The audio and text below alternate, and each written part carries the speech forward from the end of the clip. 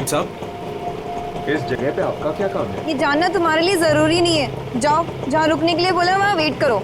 ठीक है, जैसी आपकी मर्जी।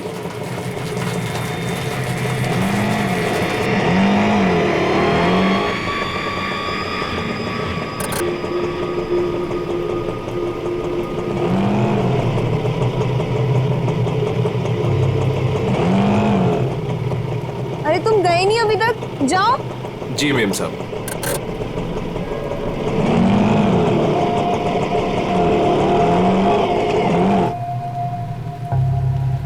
हेलो विशाखा, मैं करिश्मा बोल रही हूँ। मैं एमजी रोड के यहाँ कंस्ट्रक्शन बिल्डिंग पे खड़ी हूँ। मुझे तुमसे तुम्हारी शादी के बारे में बहुत ज़रूरी बात करनी है।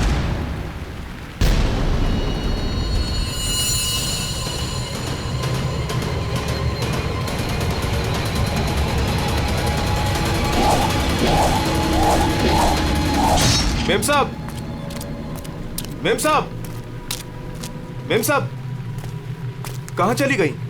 मैं तो यहीं छोड़ के गया था। मेम साहब, मेम साहब।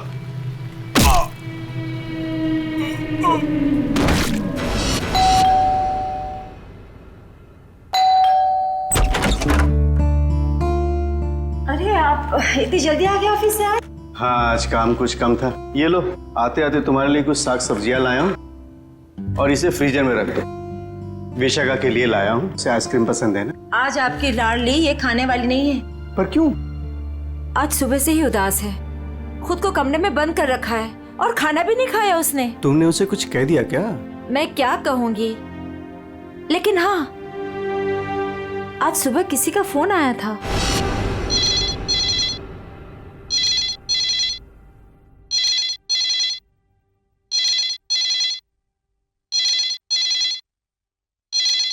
हेलो।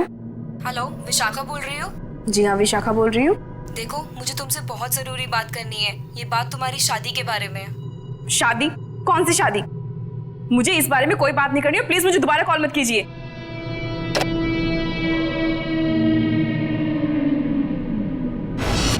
अरे इतनी मुश्किल से तो 2 हफ्ते पहले टूटी हुई शादी को भूल पाई थी, अब फोन करके उसके जख्म किसने हरे कर दिए? बहुत पूछा मैंने कि किसका फोन था, लेकिन रोई जा रही है, जवाब ही नहीं दे रही है। मैं देखता हूँ, तुम चिंता मत करो। विशाखा, विशाखा बेटे, विशाखा बेटे, दरवाजा खोलो। विशाखा, दरवाजा खोलो। विशाखा! ये दरवाजा क्यों नहीं खोल रही है? रोने की आवाज भी नहीं आ रही, कहीं उसने कुछ। अरे तुम विशाखा को नहीं पहचानती क्या? वो ऐसा कुछ नहीं करेगी। विशाखा बेटा, दरवाजा खोलो बेटे। विशाखा, दरवाजा खोलो। विशाखा! विशाखा?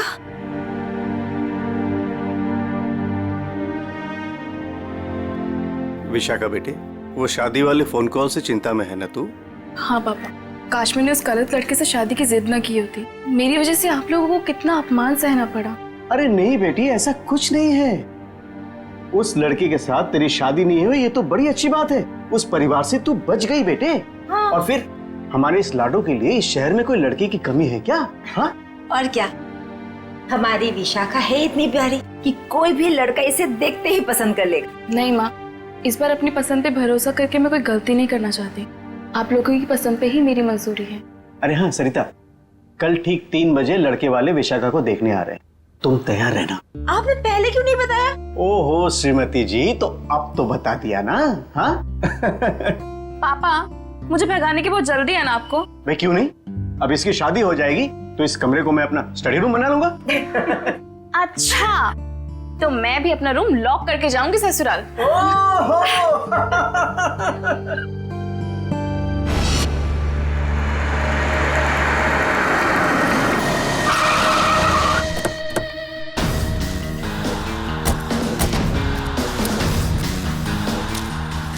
भाई साहब, मैं यहाँ का बचपन, मैंने ही आपको फोन किया था। लाश कहाँ पर है? जी उस तरफ।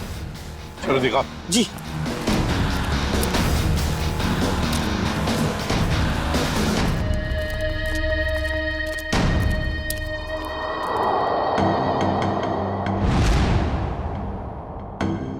ये ईंटें निकालो।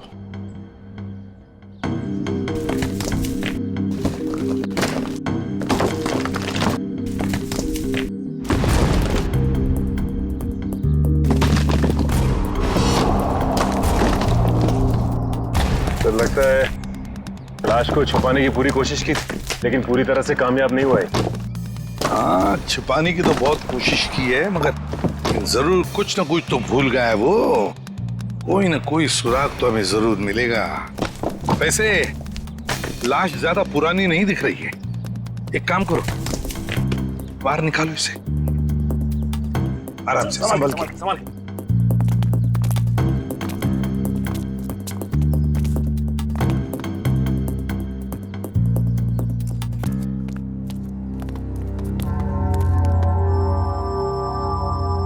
ये देखो, बड़ी बेरहमी से मारा है इसे। सामने से सीधे चाकू घोंप दिया सीने में। हाँ सर, देख के लगता है कि इसे चीखने चिल्लाने का मौका ही नहीं मिला। ये देखो, इसके सिर के पीछे भी चोट है। लगता है जिसने भी ये किया है ना, शायद पीछे से आकर इस रिक्शा वाले के सिर पर पीछे से हमला किया, वार किया। ये बेचारा मुड़ गया हमलावर को देखने के लिए, तो सामने से चाकू घोंप दिया।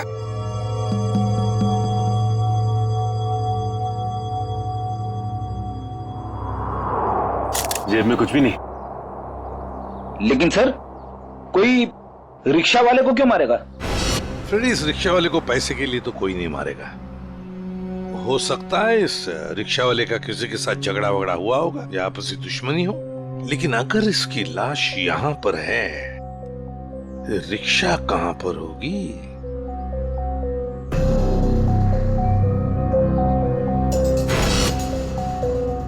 सर, हाँ सर ये देखिए सर, ये खून की बूंदें और घसीटने के निशान हैं।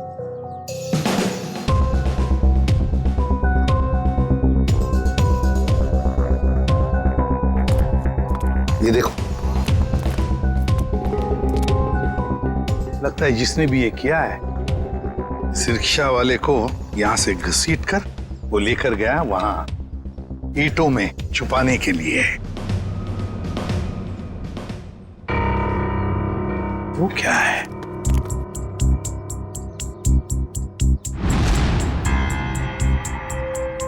किसी आदमी की घड़ी? अरे ये तो काफी महंगी घड़ी है। शायद रिक्शा वाले की होगी। नहीं फ्रेडी, ये इस रिक्शा वाले की घड़ी नहीं लगती। इतनी महंगी घड़ी है ये, 1,00,000-1.5 लाख की तो घड़ी है ये। तो फिर सर, शायद उसी की होगी जिसने रिक्शा वाले को मारा है। वो तो ये भी सकता है कि घड़ी उस आदमी की हो जो ऑटो में बैठा था। इतनी कीमती घड़ी पहनने वाला आदमी रिक्शा में नहीं जाएगा, मुझे नहीं लगता। देखो, और भी कोई सुराग मिलना चाहिए। देखो जरा आसपास।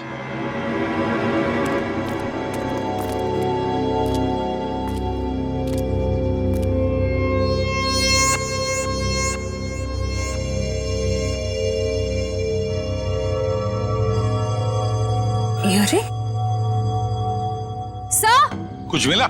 हाँ सर, किसी लड़की की ये डायमंड इयररिंग मिली है, यहाँ नीचे गिरी हुई थी। इयररिंग? इसका तो एक ही मतलब हो सकता है, जब ये हादसा हुआ तब कोई लड़की यहाँ पर मौजूद थी। तो खून लड़की ने किया?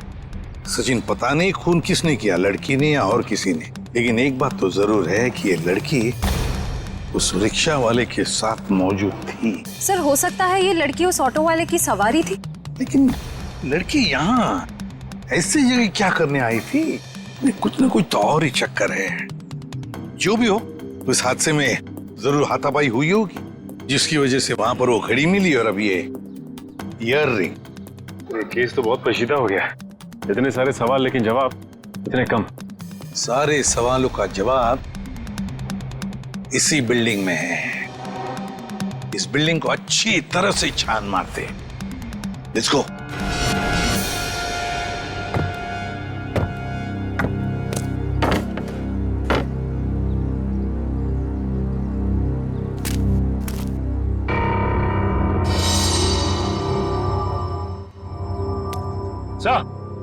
हाँ सचिन,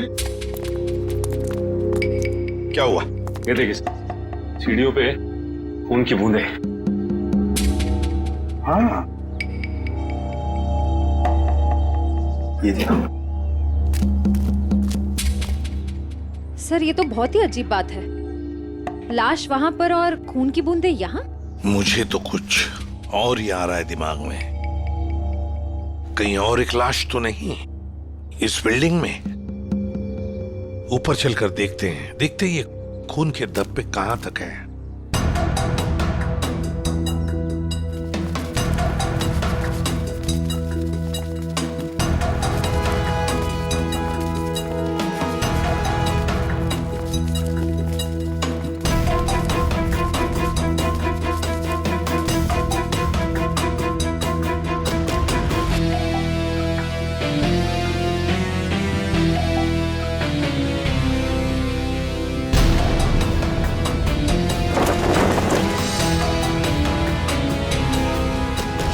भाई साहब मैं तो कहता हूँ अभय और विशाखा एक दूसरे के लिए बिल्कुल सही है। दोनों के ख्यालात मिलते जुलते हैं, दोनों का स्वभाव एक है और वैसे एक साथ स्कूल में पढ़ चुके हैं। बेटा तुमने हमें बताया नहीं कि तुम अभय को पहले से जानती हो? नहीं पापा, अभय मेरी क्लास में नहीं थे। वो क्या है ना अंकल, हम दोनों की क्लासेस सेम थी पर सेक्शन अलग अलग थे। आप सेक्शन ए में थी और मैं सेक्शन सी में था। बात यह है ना जी, अभय के लिए एक से बढ़कर एक खानदान से रिश्ते आ रहे हैं, लेकिन इससे मना कर दिया है। स्कूल के वक्त से ही आपकी बेटी से प्यार करता है, लेकिन कह नहीं पाया, इसलिए आज मुझे आना पड़ा कहने के लिए। पापा प्लीज, आप मुझे एम्बैरेस कर रहे हैं। नैना और अनुष्का कैसे हैं? स्कूल टाइम से तुम्हारे बेस्ट फ्रेंड हुआ करते थे वो लोग। हाँ, नैना भी बेंगलोर में जॉब कर रही है और अनुष्का की रिसेंटली शादी हो गई है मसूरी में। सुना है बहुत ही खूबसूरत जगह है वो। जी। वैसे तो साउथ अफ्रीका भी बहुत ही सुंदर जगह है। 25 साल पहले हमने हमारे हीरो का बिजनेस वहां शुरू किया था और आज यहाँ तक ले आए उसे। आप लोग बैठिए, मैं आप लोगों के लिए चाय वगैरह लेकर आती हूँ। आप लोग बैठिए, हम आते हैं।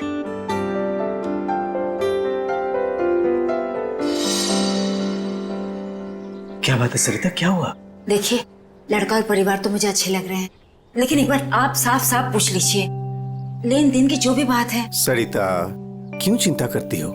देखो मुझे नहीं लगता कि धीरेन्द्र जी की कोई मांग है, और अगर होगी भी तो हम मांग पूरी कर देंगे ना। देखो सरिता, मेरी पेंशन है, तुम्हारे जेवर है, और अगर जरूरत पड़ी तो हम ये मकान बेच देंगे। आखिर हमारी एक ही बेटी है। ओफो, आप एक बार पूछ तो लीजिए ना, कहीं कोई बड़ी मांग रख दी तो। फिर तो ये रिश्ता नहीं हो पाएगा। खैर, अपनी किस्मत है, देखते हैं। चलो लीजिए भाई साहब। ये सब लाने की क्या जरूरत थी? इतनी तकलीफ क्यों की आपने? अरे क्या कहते हैं भाई साहब, ये तो कुछ भी नहीं है, ये तो आपको लेना ही पड़ेगा। चाय लीजिए।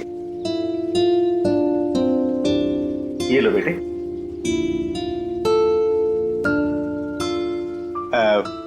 भाई साहब अगर आप बुरा न माने तो कुछ देर हम लोग बाहर चल के आपस में बात कर लेते हैं। अरे इतने में बच्चे भी एक दूसरे से बात कर लेंगे। अरे ये तो बहुत अच्छी बात है, चलिए।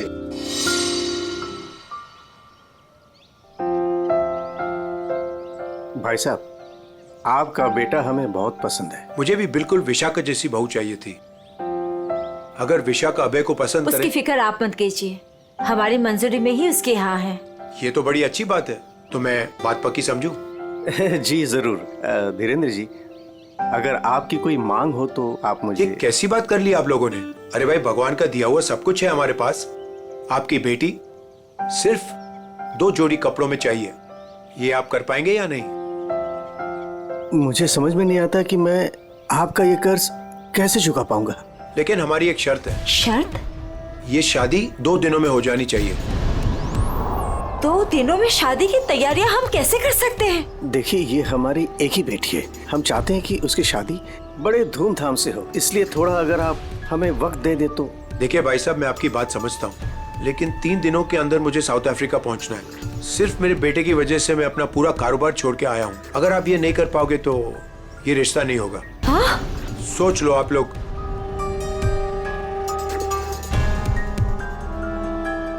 ठीक है भाई साहब, ये शादी परसों ही होगी।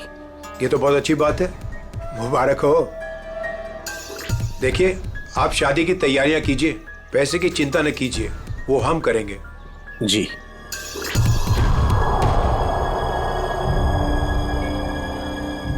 कैसे? तुम चिंता मत करो सरिता, भगवान की जो मर्जी है वही होगा। चलो शादी की तैयारी करते हैं।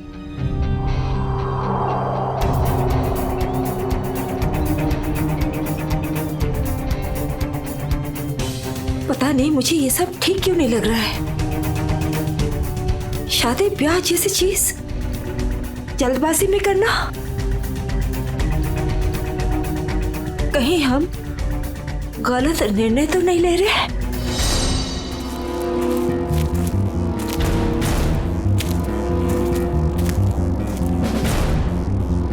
सर, इस लड़की का चेहरा तो पूरी तरह से बिगड़ चुका है।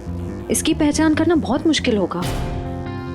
बस लड़की के पास से ना ही कोई आइडेंटिफिकेशन मिला है, ना ही कोई मोबाइल। तो लाश को देख के लगता है कि इसकी और उस ऑटो ड्राइवर की मौत लगभग एक ही वक्त हुई है सर।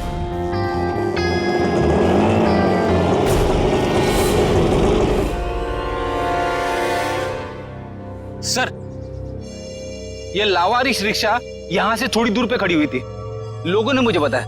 और सर, ये रहे रिक्शा के पेपर्स। वो लाश इसी रिक्शा ड्राइवर की थी, चमन नाम था उसका। और सर, ये फोटो भी लगी उसकी। हाँ, चमन खुद मालिक था इस रिक्शा का। और कुछ मिला? हाँ सर, मोबाइल मिला है सर, लेकिन सर बैटरी डाउन है इसकी। ठीक है, कोई बात नहीं, इसमें से हमें बहुत कुछ इंफॉर्मेशन मिल सकती है।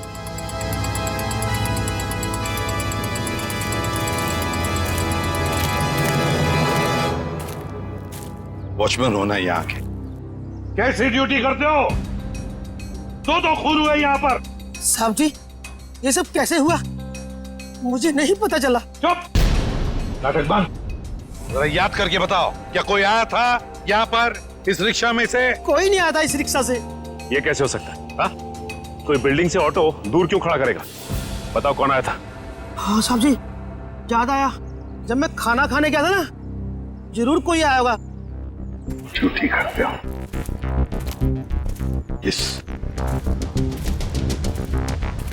इस चमन की पूरी कुंडली निकालो। हाँ अभिजीत। सर, वो ऑटो वाले के फोन की डिटेल मिल गई है सर। ये 11 बजे के करीब ममता नगर से निकला और 11:30 बजे जेएल स्टेशन पे पहुंच गया। ये MG road under construction building पे कब पहुंचा? सर 12:30 बजे। जेल स्टेशन से सवारी लेने के बाद 12:40 पे उस जगह पे मिला था जहां पे वो ऑटो खड़ा मिला था। मतलब जेल स्टेशन से उसने सवारी उठाई, तो फिर अभिजीत उस वक्त दो मोबाइल फोन होंगे उस रिक्शा में, एक रिक्शा वाले का और शायद इस सवारी का भी। हाँ सर, मोबाइल कंपनी वालों ने बताया कि रिक्शे वाले के मोबाइल के साथ साथ एक और मोबाइल ट्रैवल कर रहा था। जयवंती और पेटी लगे हैं उसका डिटेल निकालने में। चलो अच्छा। अब देखना यह है कि सर वो सवारी विक्टिम थी या मुजरिम। सर, हाँ सर, वो जो ऑटो की सवारी का मोबाइल नंबर था वो दिल्ली का नंबर है और किसी करिश्मा के नाम पे रजिस्टर्ड है। दिल्ली? अच्छा, इस करिश्मा के बारे में और कुछ पता चला? नहीं सर, और कुछ डिटेल्स तो अभी पता नहीं चल पाए हैं। ये तो पता चला होगा कि उसने आखिरी कॉल किसको किया। किसी लैंडलाइन नंबर पे किया था आखिरी कॉल। पोपटवाड़ी का कोई उदय कुमार है। पोपटवाड़ी उदय कुमार। पंकज काम करो, इस दिल्ली वाली करिश्मा के सारे डिटेल निकाल, पूरे के पूरे डिटेल।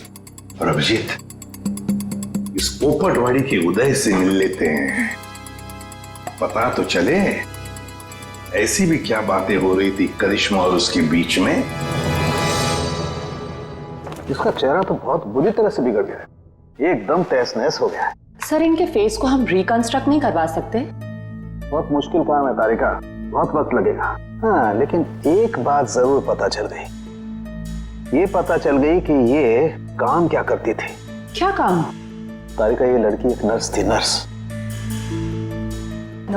ये देखो, ये देख रहे हो, ये इसकी उंगलियों पर और ये अंगूठे पर ये कॉल। ये निशान तो ज्यादातर उन्हीं लोगों के हाथों में होता है ना जो दूसरों को इंजेक्शन देते हैं। एग्जैक्टली तारिका। अब मुझे लगता है ये खून या तो किसी बदले की भावना से किया गया है या फिर कोई प्यार व्यार का चक्कर। प्यार व्यार का चक्कर? तुमको ऐसा लगता है तो तुम फोरेंसिक आते ही क्यों? तुम अब से मत आया करो हमारे लैब में प्लीज। हाँ, अरे ये क्या? हाँ। और अभिजीत, तुम्हारे और मेरे बीच में जो भी था ना वो खत्म। प्यार का चक्कर। विशाखा, तुम्हें पता है वैसे तो मैं अभय की मुंह बोली बहन हूँ, पर हाँ, एक सगी बहन अपने भाई को उतना प्यार नहीं करती, उससे भी ज्यादा प्यार मैंने अपने भाई को दिया है। Sweet of you. Thank you so much मेरे भाई को शादी के लिए हाँ कहने के लिए। यकीन ही नहीं हो रहा है ना, इतनी जल्दी सारी तैयारियां हो जाएगी। और आज हमारी बेटी की मेहंदी की रस्म है। तुम ठीक कह रही हो, मगर ये सब कुछ मुमकिन नहीं होता अगर धीरेन्द्र जी हमारी सहायता नहीं करते तो। देखो ना, अभय की बहन माया किस तरह से सुबह से लेके सारा काम कर रही है, कितनी अच्छी तरीके से कर रही है ना? वाकई। सर, यहाँ पे तो शादी की तैयारियां चल रही है, पूछताछ कैसे करेंगे? वही तो, लेकिन एक बात याद रखना, ऐसे माहौल में जरा समझदारी से काम लेते हैं, किसी को ठेस नहीं पहुंचनी चाहिए, है ना? अरे आइए आइए, आप लोग लड़के वालों की तरफ से? देखिए, हम लोग मेहमान नहीं हैं, हम लोग सीआईडी से आए हैं। सीआईडी? यहाँ सब कुछ ठीक तो है ना? देखिए, आप फिक्र मत कीजिए, हमें पता है आपके घर में शादी का रस्म चल रहा है, लेकिन देखिए बात को ज्यादा नहीं है, सिर्फ 2 मिनट की बात है। एक बात बताइए, कल लैंडलाइन पे कोई अनजान फोन आया था आपको? हाँ, मेरी बेटी विशाखा ने फोन उठाया था। जरा बुलाइए ना विशाखा को। विशाखा बेटी, 1 मिनट इधर आना। हाँ जी, 1 मिनट। जी पापा। बेटे ये। हाय विशाखा, शादी मुबारक हो। Thank you. हम सीआईडी से हैं, मैं इंस्पेक्टर श्रेया। कल सुबह 10 बजे लैंडलाइन पे एक कॉल आया था। जी आया था। किसका फोन था? किसी करिश्मा का फोन था, बट मैं उसे नहीं जानती। अगर तुम उस लड़की को नहीं जानती हो तो उसने तुम्हें क्यों कॉल की? दरअसल वो मुझसे मिलना चाहती थी, पर मैंने उसे मना कर दिया। तुम तो कह रहे हो तुम उसे जानती तक नहीं, फिर भी वो तुमसे बात करना चाहती थी। कोई ना कोई तो वजह जरूर होगी, हैं? बताओ। शायद वो मेरी शादी के बारे में कुछ बात करना चाहती थी। क्या क्या बात करना चाहती थी? कुछ बताया उसने? जी, तब तक तो मुझे भी नहीं पता था कि मेरी शादी होने वाली है। वो शायद मेरी पिछली शादी के बारे में बात करना चाहती थी। मतलब विशाखा, तुम्हारी पहले भी एक शादी तय हो चुकी थी जो टूट चुकी है। देखिए प्लीज, अगर इस बारे में इस वक्त बात न करें तो अच्छा होगा। बड़ी मुश्किल से उस सदमे से ये उभर पाई है। प्लीज। पापा, इट्स ओके, मुझे उस बात से कोई फर्क नहीं पड़ता है। पर आप इस फोन कॉल के बारे में मुझसे इतने सवाल क्यों पूछ रहे हैं? दरअसल बात यह है कि करिश्मा नाम की उस लड़की का। एक मिनट, मैं समझाता हूँ। देखिए, ये करिश्मा जिसने फोन किया था यहाँ पर, हम उससे मिलना चाहते हैं एक केस के सिलसिले में। ये करिश्मा कोई मुजरिम है क्या? क्या इसने कोई जुल्म किया है और ये मुझसे क्यों बात करना चाहती है? देखो, करिश्मा मुजरिम है या नहीं ये अब तक तय नहीं हुआ है। खैर छोड़ो, आप लोग शादी की तैयारियां करो। और विशाखा, हम सब की तरफ से शादी मुबारक हो। Thank you.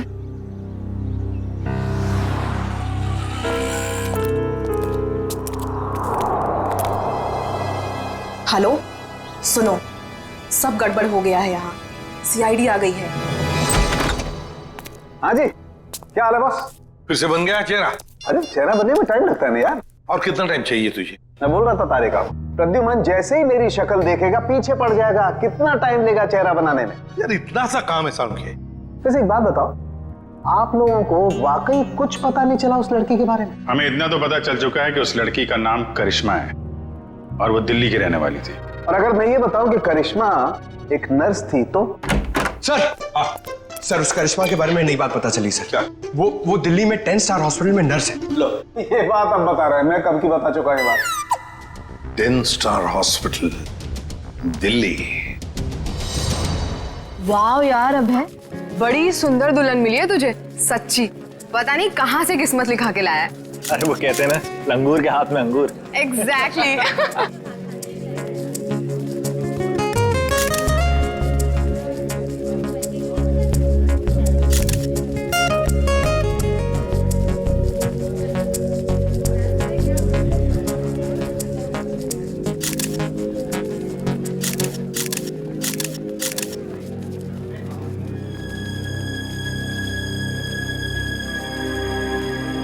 जी आप रो रहे हो? सब ठीक तो है ना? ये तो खुशी के आंसू हैं। आज अपने बेटी को दुल्हन बना जो देख पा रहा हूं मैं, इसलिए। आपसे कुछ बात करनी थी। हाँ हाँ, तो कहिए ना। यहाँ कहना ठीक नहीं होगा, जरा अंदर चलिए ना। क्यों, हमसे शादी में कुछ कमी रहेगी है क्या? नहीं नहीं नहीं नहीं, वो सब ठीक है, A1। देखिए, सारे मेहमान आ रहे हैं, अगर हम यहाँ से चले गए तो कुछ परेशानी हो जाएगी। फेरे हो जाए, उसके बाद दोनों बैठ करके बातें करते हैं। देखिए, मेहमानों को छोड़िए, आप अंदर चलिए, वरना ये शादी नहीं होगी।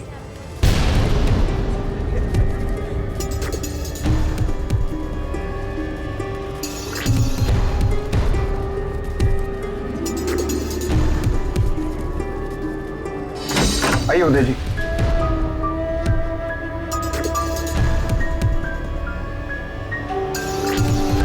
धीरेन्द्र जी, बात क्या है आप बताइए ना। देखिए, मेरी परेशानी बढ़ती जा रही है। अरे भाई, परेशान होने की कोई बात नहीं, एक छोटी सी रिक्वेस्ट है। कैसी रिक्वेस्ट? आपको याद है मैं आपके घर आया था आपकी बेटी को देखने, और मैंने आपको कहा था मुझे दहेज बिल्कुल नहीं चाहिए। जी मुझे अच्छी तरह से याद है, आपने कहा था कि आपको दहेज नहीं चाहिए। तो अब क्या चाहिए आपको? मैं अपनी जुबान का पक्का हूँ, कहा ना दहेज नहीं चाहिए, दहेज नहीं लूंगा। हाँ, मगर आपको दहेज नहीं चाहिए तो क्या चाहिए?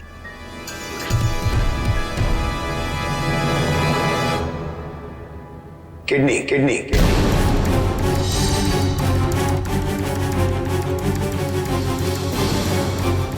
किडनी? पर किसकी? मैं शायद आपको बताना भूल गया कि मेरी तबीयत दरअसल ठीक नहीं रहती, और जल्द से जल्द अगर किडनी ट्रांसप्लांट नहीं हुआ तो मैं ज्यादा दिन नहीं बच पाऊंगा। Kidney transplant? देखिए, आपकी बेटी की शादी है और कुछ ही दिन बाद उसका ससुर यानी कि मैं मर जाए तो आपको कैसा लगेगा?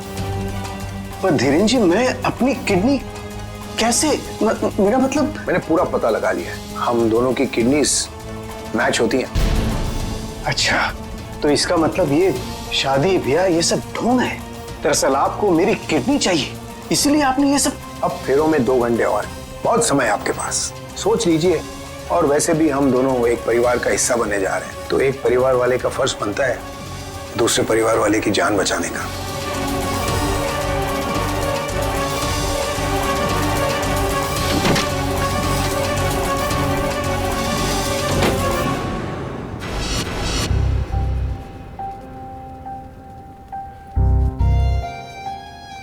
आपको दहेज नहीं चाहिए तो क्या चाहिए? Kidney kidney kidney.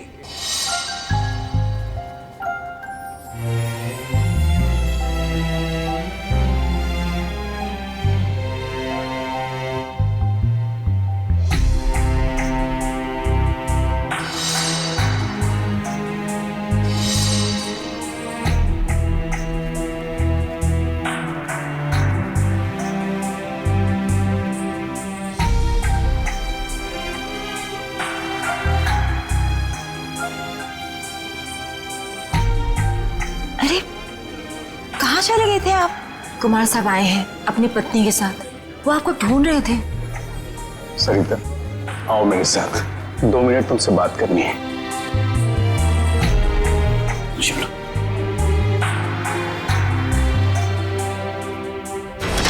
आओ सरिता। क्या हुआ, मुझे बताएंगे भी? सरिता, दरवाजा बंद कर दो, बताता हूं।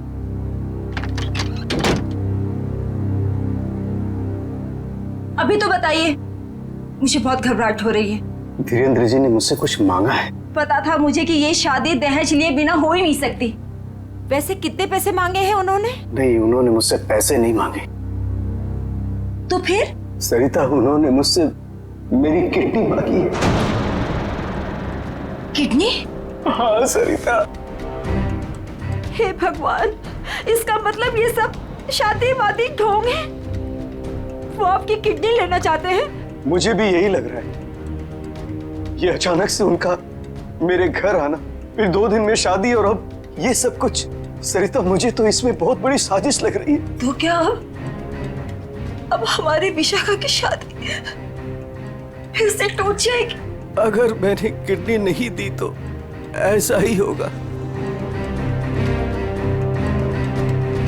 ना सरिता, तुम मत रो।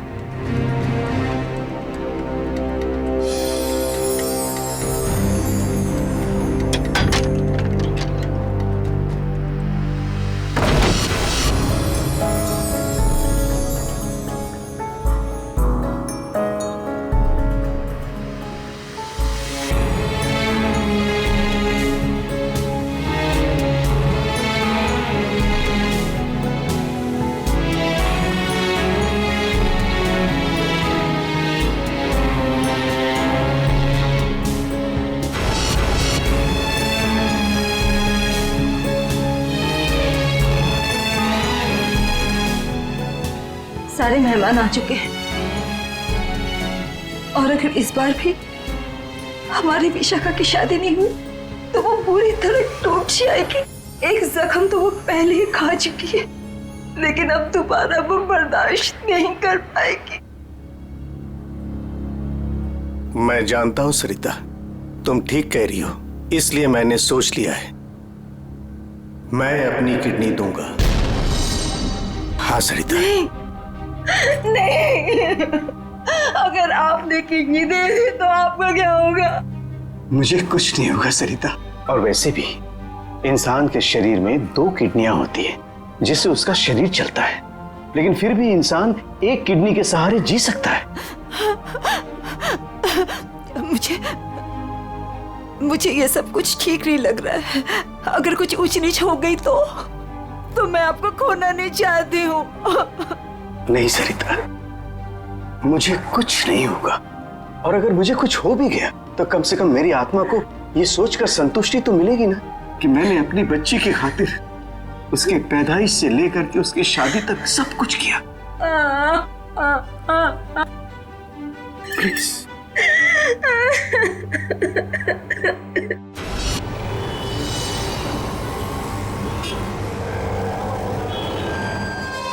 हेलो सर, मैं अनुज, इस हॉस्पिटल का डीन। करिश्मा की मौत की खबर सुनकर आई एम शॉक्ड। वो बहुत ही काबिल नर्स थी। वैसे डॉक्टर साहब, एक बात समझ में नहीं आ रही है, ये करिश्मा ने अचानक से छुट्टी क्यों ली और फिर यहाँ से मुंबई चली गई? कोई खास वजह थी क्या छुट्टी लेने? उसने छुट्टी ली और यहाँ से चली गई। अब यहाँ से जाने के बाद वो कहाँ गई, किस लिए गई, इसके बारे में हमें कुछ नहीं पता। देखिए, हम लोग करिश्मा के घर गए थे, लेकिन वहाँ से कोई ज्यादा जानकारी मिली नहीं है। क्या आप बता सकते हैं कि यहाँ पे करिश्मा को कोई सामान वगैरह पड़ा है? आप चाहें तो करिश्मा का लॉकर देख सकते हैं। जी हाँ, जरा दिखाइए लॉकर। आइए। चलिए। अरे सर, इस लॉकर को देखकर मुझे मेरी नानी की अलमारी याद आ गई। वो भी अपना सारा सामान ऐसे ही ठूस ठूस के रखती थी। सर, ये तो किसी मरीज की मेडिकल रिपोर्ट है। किसकी फाइल है ये? दे उदय कुमार। उदय? विशाखा के पिताजी उदय कुमार? कमाल है, इस फाइल को तो हॉस्पिटल के रिकॉर्ड रूम में होना चाहिए। ये करिश्मा के लॉकर में कैसे? मतलब ये करिश्मा उदय जी और उसके परिवार वालों को जानती थी? वो परिवार वाले तो बता रहे थे कि वो करिश्मा को जानते ही नहीं। जरा बताइए, किस चीज का इलाज चल रहा था उदय का?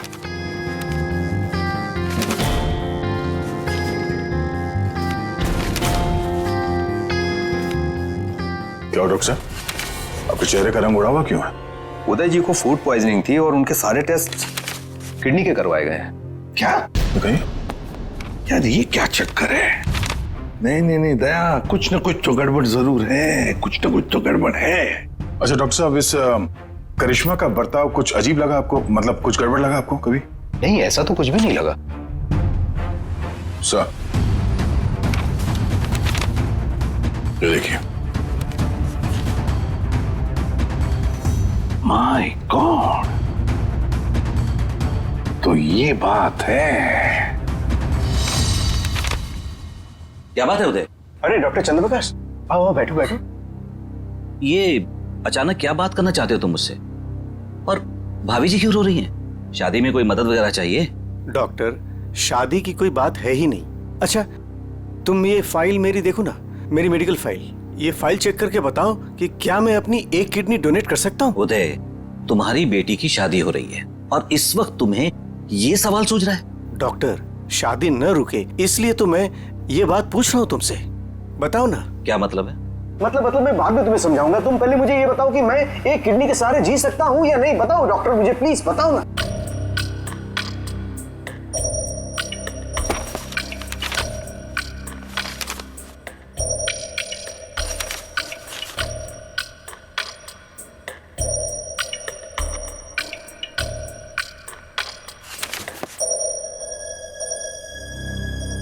डॉक्टर, रिपोर्ट ठीक तो है ना? क्या हुआ चंद्रप्रकाश, बताओ ना कुछ मुझे। क्या किडनी देना जरूरी है? बस तुम इतना ये समझ लो कि किसी के जिंदगी और मौत का सवाल है। देखो, अगर मैंने किडनी डोनेट नहीं की ना तो मेरी बेटी की शादी रुक जाएगी। देखो उदय, तुम्हारी ये किडनी पहले से ही खराब है। क्या? सरिता, मुझे तो आज तक ये प्रॉब्लम कभी महसूस ही नहीं हुआ। कैसे किडनी फेलियर हो सकता है? क्योंकि उदय, तुम्हारी बॉडी दूसरी किडनी से फंक्शन कर रही है। आई एम सॉरी, अगर तुमने ये दूसरी किडनी भी डोनेट कर दी तो क्या? तो तुम्हारा बचना नामुमकिन है। किडनी डोनेट करने के लिए तुम मेडिकली फिट नहीं हो। देखो, ऐसा मत कहो डॉक्टर, मुझे ये किडनी दान करनी ही पड़ेगी किसी भी हालत में। डॉक्टर प्लीज जरा चेक करके बताओ, कोई तो रास्ता निकालो। देखो उदय, फाइनल डिसीजन मैं नई रिपोर्ट के आने के बाद ही दे पाऊंगा, लेकिन इस रिपोर्ट के मुताबिक किडनी डोनेट करना मतलब मौत को दावत देने जैसा है।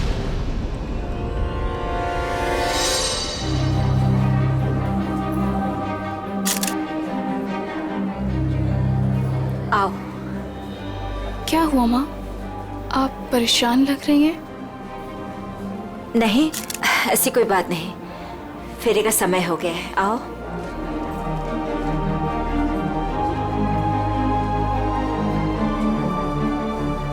अरे उदय जी, आप ही को ढूंढ रहा था। फेरे लगवाएं या फिर मैं बारात वापस? जी नहीं, बारात वापस ले जाने की नौबत नहीं आएगी। मुझे पता था, आप बड़े समझदार इंसान हो, सही डिसीजन लिया। और वैसे आप अपनी बेटी को इतना प्यार जो करते हो, आइए। यकीन नहीं आ रहा है दया, शादी के नाम पे ऐसी सौदेबाजी।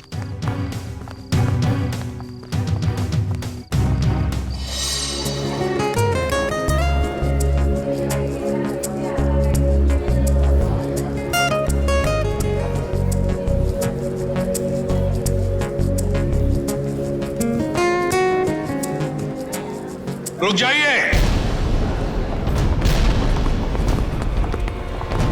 सरिता जी। जी। उदय जी कहाँ है? वो तो यही। कहाँ है उदय जी? यही तो थे, कहाँ चले गए? आप लोग यहाँ फिर से, क्या हुआ? हमारा उदय जी से बात करना बहुत जरूरी है, जरा बुलाइए उन्हें। उदय जी। उदय जी। कहाँ गए उदय जी? बुलाइए। मम्मी, पापा कहाँ चले गए? आपके पापा कहाँ हैं? इसका जवाब अब ये देंगे धीरेन्द्र जी। क्यों धीरेन्द्र जी, जवाब देंगे ना? मुझे कुछ नहीं पता।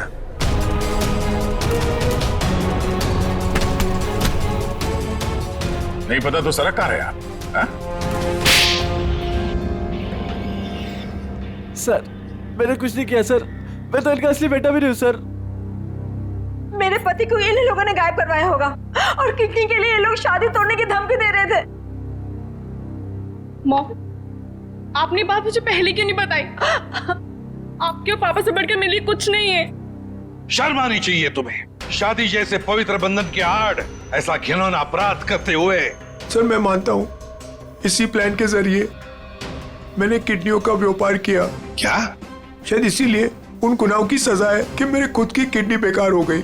लेकिन इस बार सर, मैं खुद की जान बचाने के लिए कर रहा था। इसके लिए किसी और की जान चली जाए। अब बताओ, करिश्मा को क्यों मारा? सर मैंने करिश्मा को नहीं मारा, बल्कि वो तो मेरी मदद करती थी मरीज ढूंढने में। सर इस बार मैंने गैंग वालों को बताया फिगर एक किडनी गायब कर दी। उसी बात को लेकर वो मुझे ब्लैकमेल कर रही थी कि वो बाकी गैंग वालों को और विशाखा को ये बात बता देगी। इसीलिए तुमने करिश्मा को मारा? इसीलिए? नहीं सर, मेरा यकीन मानो, मैंने उसे नहीं मारा। मुझे लगता है कि सर उसके मौत के पीछे मेरे बाकी गैंग वालों का हाथ है। कौन है तुम्हारे साथी? कहाँ लेकर गए उदय को? किडनी निकलवाने। ऑपरेशन शायद शुरू भी हो गया होगा। कहाँ हो रहा है ये किडनी निकालने का ऑपरेशन?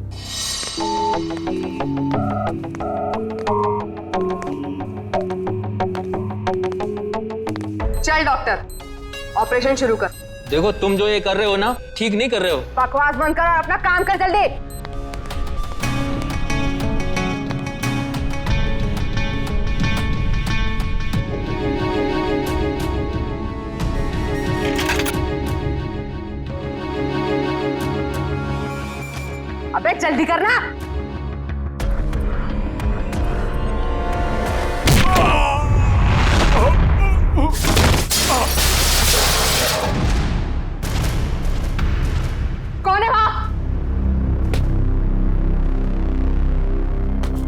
कौन है?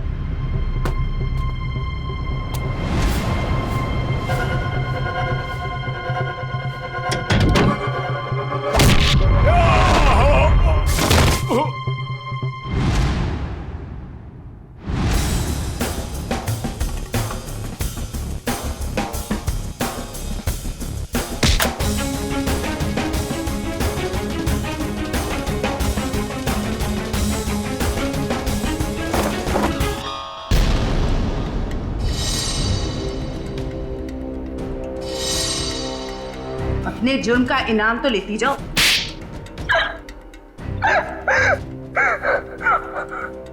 ये सारा षड्यंत्र हमने सिर्फ लोगों की किडनियां हथियाने के लिए किया है। ये सब पता है हमें। ये बताओ करिश्मा को क्यों मारा तुम? क्योंकि करिश्मा हमें धोखा दे रही थी। लेकिन तुमने करिश्मा का खून किया, ये बात तुमने धीरेन्द्र से क्यों छुपाई? ताकि जब धीरेन्द्र किडनी ट्रांसप्लांट के लिए ऑपरेशन थिएटर में आए तो वहां उसे आराम से मार सके, ताकि वो खून ना लगकर एक हादसा लगे। और उदय की किडनी तुम ऊंचे दाम में बेचना चाहती थी, क्योंकि उदय का blood group Bombay blood group है, एक रेयर ब्लड ग्रुप है ना? यही प्लान था सर, लेकिन आप सीआईडी वालों की वजह से वो सब चौपट हो गया। करिश्मा का खून और कितने सारे मासूम लोगों की किडनियों की चोरी, तुम्हें तो फांसी ही होगी। इतना काफी है तुम्हें फांसी के फंदे तक पहुंचाने के लिए। जयवंती, ले जाओ इसे। सर।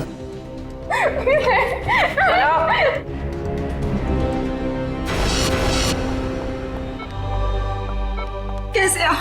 तबीयत कैसी है आपकी? पापा ठीक तो है आप? सरिता, विशाखा बेटी, तुम लोग रो क्यों रहे हो? क्या हुआ मुझे? मैं आपसे कभी बात नहीं करूंगी। आपको क्या लगा मेरी शादी आपकी जिंदगी से ज्यादा जरूरी है? ऐसी कोई बात नहीं। दरअसल मैं और सरिता, हम तो सिर्फ तुम्हारी खुशी चाहते हैं बेटे। मेरी खुशी आपसे है, आपसे है। माना बाकी लड़कियों की तरह मेरा भी सपना है कि मेरा भी एक अच्छा पति हो, लेकिन वो पति मुझे अपने पिता की कीमत पर बिल्कुल नहीं चाहिए। देखा उदय जी, आपकी बेटी विशाखा कितनी समझदार है, सियानी है और सही बोल रही है। एक बात हमेशा ध्यान में रखना, बेटी घर का सम्मान होती है, सुख होती है, खुशी होती है। उसके हाथ पीले करना तो सौभाग्य की बात होती है, लेकिन उसके लिए माता पिता को अपनी जान दांव पर लगाने की कोई जरूरत नहीं। एसीपी साहब, मैं आपसे वादा करता हूं, चाहे कुछ भी हो जाए, मगर मैं इंतजार करूंगा। अब की बार मैं अपनी बेटी का हाथ सिर्फ उसी को दूंगा जो इसके लायक हो। आप सबका बहुत बहुत शुक्रिया। Thank you very much.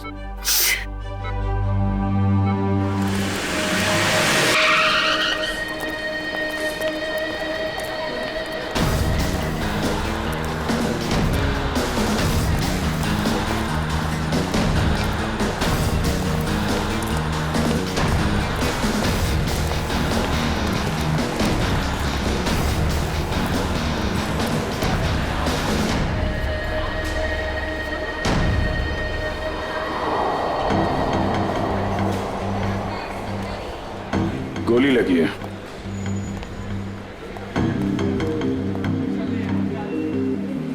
Exit wound तो है नहीं, गोली अभी भी अंदर है। और शरीर पे कहीं भी जख्म के कोई निशान भी नहीं है। यार ये कौन सी गोली है, ये देखा? घाव के पास छोटे छोटे छेद हैं, छले जैसे लग रहे हैं।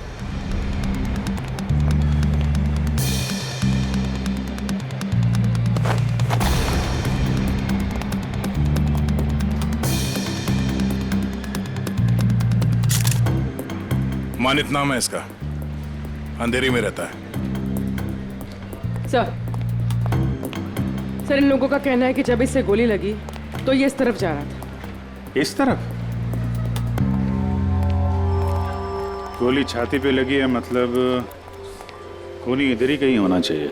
नहीं सर, इस तरफ तो मैं अपने डेस्क पे बैठा हुआ था, वहां तो कोई खूनी नहीं था और ना ही कोई गोली चलने की आवाज आई। हाँ सर, हमें तो तब पता चला कि इसे गोली लगी है जब हमने इसकी चीखने की आवाज सुनी थी।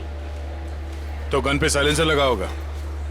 सर इतने सारे लोग थे यहाँ पे, किसी ने कुछ भी नहीं देखा? सर मरने से पहले एक औरत की तरफ इशारा कर रहा था, मुझे तो लगता है वो औरत ही इसकी खूनी है। औरत? कौन औरत है? सर वो भागने की कोशिश कर रही थी, लेकिन हमने उसे पकड़ के रखा है। दिखाए वो।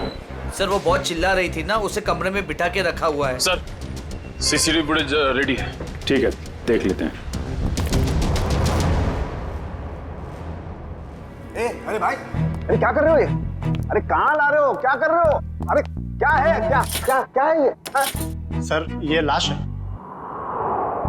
हाँ भाई मुझे दिख रहा है ये लाश है, लेकिन यहाँ क्यों लाए हो? मुर्दा कर रहे हैं, यहाँ क्यों लाए हो तुम? सर मॉल से लाए। किसने कहा तुम्हें लाश लाने को यहाँ? सीआईडी ने सर। सीआईडी वालों ने? सीआईडी वालों ने? अच्छा एक बात बताओ, सीआईडी में किस ऑफिसर ने कहा तुम्हें लाश यहाँ ले जाने के लिए? इंस्पेक्टर दया ने। इंस्पेक्टर? किसने? इंस्पेक्टर दया ने। दया, इंस्पेक्टर दया। ओके तुम जाओ यहाँ से जाओ।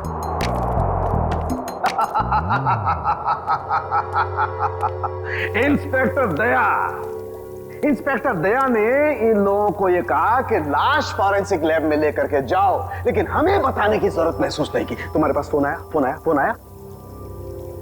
कोई फोन नहीं आया। नहीं आया? तुम्हारे पास भी फोन नहीं आया? सालुके के पास भी फोन नहीं आया? क्या किया उन्होंने? ये किया। और तुमने क्या किया था?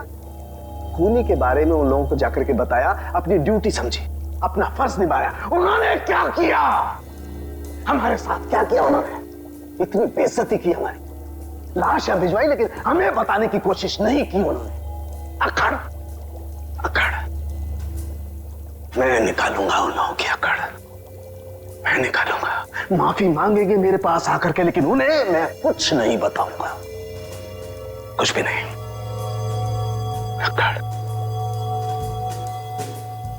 तारिका, हमारे पास कोई लाश नहीं आई है। हाँ? तुमने सुना नहीं मैंने क्या कहा? हमारी लैब में कोई लाश नहीं आई है।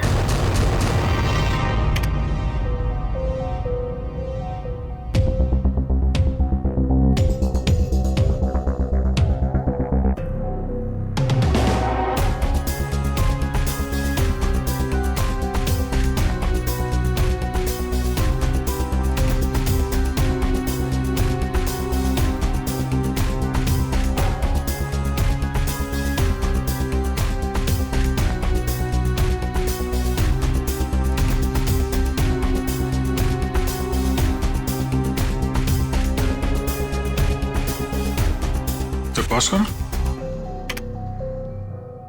प्ले भाई,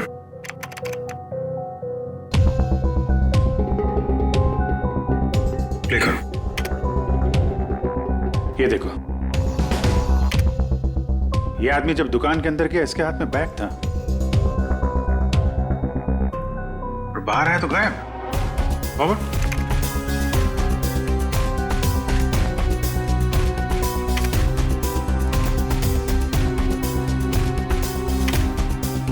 ये देखो, हो सकता है वो बैग दुकान के अंदर भूल गया। प्ले करो। 1 मिनट, इसे पॉज करो। ये आदमी यहाँ पर फोन पर बात कर रहा है और वहां इसकी लाश के पास हमें कोई फोन मिला तो नहीं था। हाँ सर, हो सकता है किसी ने भीड़ का फायदा उठाकर उसका फोन गायब कर दिया हो। प्ले करो।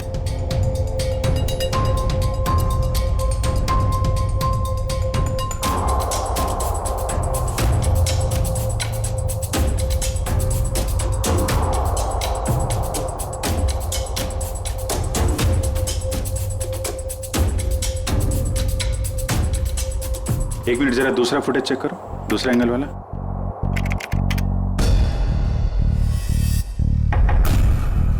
बॉस, ये देखो, टकराने से ठीक पहले इस लड़की ने अपने बैग में हाथ डाला था। मतलब सर, गन इसके बैग में थी? लगता तो यही है। प्ले करो। ये मरने से पहले उस लड़की की तरफ इशारा भी कर रहा है। गार्ड्स ने भी यही बताया था।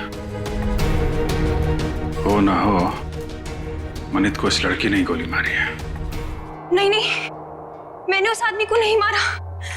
मैं तो उसे जानती भी नहीं हूँ। जयवंती, बैग चेक करो इनका। बैग दो। मैंने कहा बैग दो। तुमने कुछ नहीं किया और वो आदमी ऐसे ही मारा गया? हाँ? सर मैं सच कह रही हूँ, मैंने उसे नहीं मारा, मैं तो उसे जानती भी नहीं हूँ। सर बैग में गन नहीं है, इसने कहीं छुपा दी होगी। नहीं सर, बैग में गन थी ही नहीं।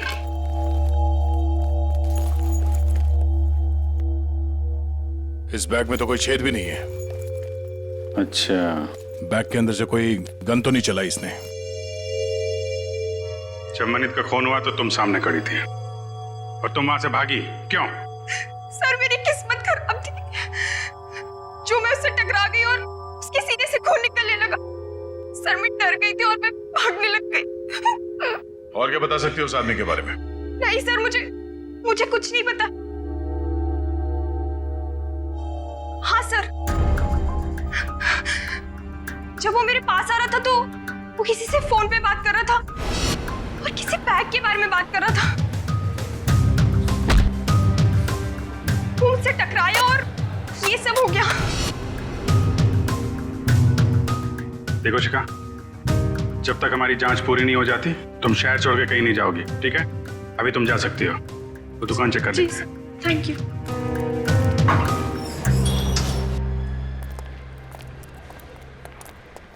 शोरूम अच्छी तरीके से चेक कर लो, देखो कहाँ है बैग। क्या हो गया सर? ये आपके शोरूम के बाहर जिस आदमी का खून हुआ है, वो जब इस दुकान के अंदर आया था तो उसके हाथ में एक बैग था, और यहाँ से जब बाहर निकला तो उसके हाथ में वो बैग नहीं था। कहाँ है वो बैग? हमें नहीं पता सर।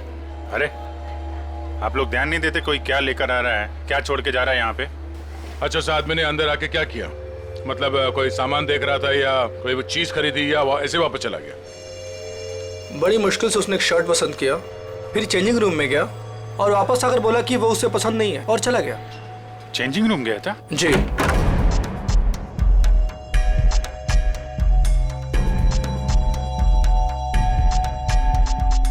यहाँ तो कोई बैग है ही नहीं। सर पूरा शोरूम चेक कर लिया है पर वो बैग कहीं नहीं मिला। लगता है वो बैग कोई और लेके चला गया। लेकिन सर वो बैग लेके जा कौन सकता है? ये सोचो कि उस बैग में था क्या जिसे मनित यहाँ पे छोड़ गया और कोई उसे उठा ले गया। जरूर कोई कस्टमर वो बैग लेके गया होगा जो मनित के बाद इस चेंजिंग रूम में गया था। एक काम करते हैं, हम लोग मनित के घर जाके देखते हैं, बैग के बारे में कुछ पता चल जाए। तब तक तुम सीसीटीवी फुटेज चेक कर लो।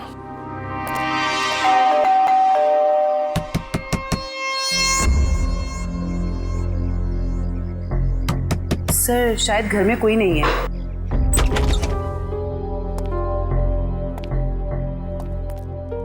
पता करो, शायद कोई ऐसा सुराग मिल जाए जिससे पता चले कि उसके बैग में क्या था।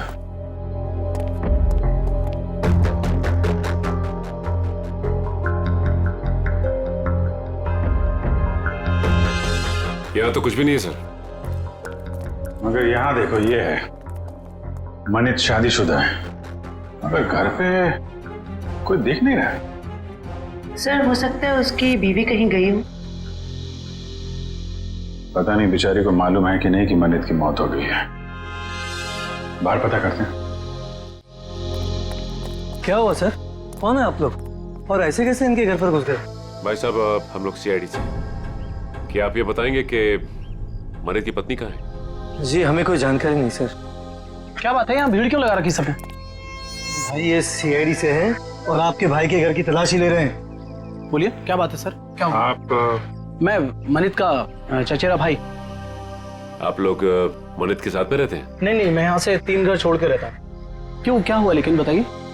एक्चुअली मनित का खून हो गया है। क्या खून? क्या? मनित भाई का खून हो गया? जी हाँ। कैसे सर? किसने किया सर? बोलिए ना सर। हम वही पता लगाने की कोशिश कर रहे हैं। आप लोग पता लगाइए, हमें क्या करना है। संदीप चलो यहाँ से, हमें नहीं पड़ना इस झमेले में। यहाँ परिवार इतना मुसीबत में पड़ा तो मैं जल्दी पड़ी है। 2 मिनट चुप रहो। लगता है आपको मनित की मौत का कुछ ज्यादा दुख नहीं है। सर धोखे से सारी जायदाद हड़प ली थी उसने, दुखी कर रखा था उसने हमें, तो उसकी मौत का हमें दुख क्यों होगा? कीर्ति, यहाँ जायदाद की बात नहीं है। मनीष जैसे भी थे हमारे भाई थे सर। अच्छा, आप लोगों को किसी पे शक है? नहीं सर। सर उसने हमें धोखा दिया था और भी पता नहीं कितने लोगों के साथ उसने धोखा किया है। ऐसे धोखेबाज इंसान के तो हजारों दुश्मन हो सकते हैं, हमें क्या पता। अच्छा, और कोई रिश्तेदार? सर हम लोग हैं और जिया है उनकी पत्नी, बाकी उनके माँ बाप रहते हैं साथ में, और एक मनीष भाई की सगी बहन है नेहा। अच्छा, श्रवंती सर। जिया और उसके माँ बाप को और मनीष की सगी बहन नेहा, इनको जरा ब्यूरो में बुलवाओ।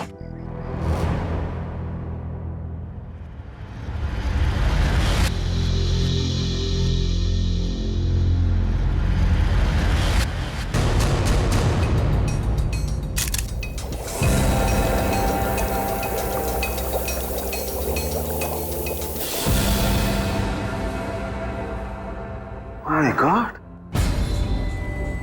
ये बात है, ये राज, और वो लोग तो। क्या हुआ सा?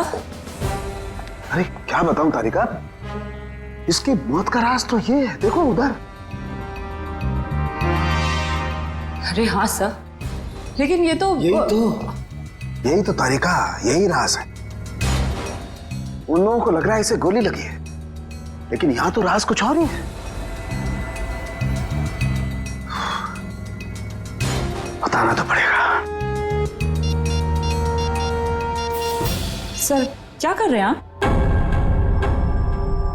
सीआईडी वालों को बताना पड़ेगा ना। क्या बताना पड़ेगा? तारिका, उन्हें बताना पड़ेगा कि कैसे जीता जागता इंसान एक लाश में बदल गया। कौन सी लाश? कब आई? मतलब मुझे तो कोई लाश दिखी ही नहीं। आप मजाक कर रही हो तारिका। अरे इस लाश की बात कर रहा हूं मैं, ये है ना तुम्हारे सामने।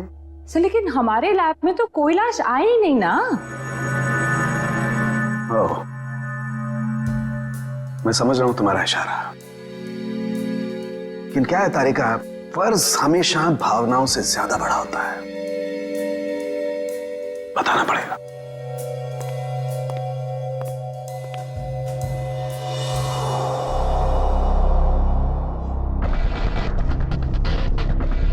ये मनित अंदर आया बैग के साथ।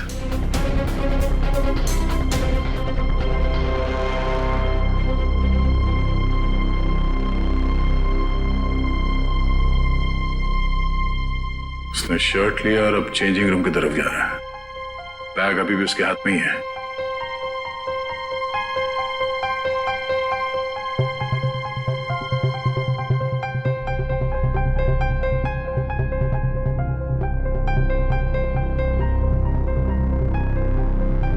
ये देखो, बाहर निकला मगर उसके हाथ में कोई बैग नहीं है। इसका मतलब है उसने बैग चेंजिंग रूम में ही छोड़ दिया। सर मनित के बाद जो लोग चेंजिंग रूम में गए हैं, शायद उनमें से किसी ने लिया हुआ बैग। देखते हैं।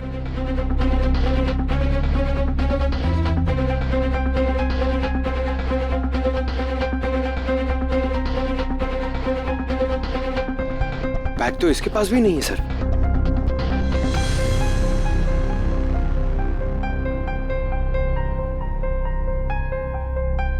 सर लेडी के पास भी बैग नहीं है। ये भी खाली हाथ निकली।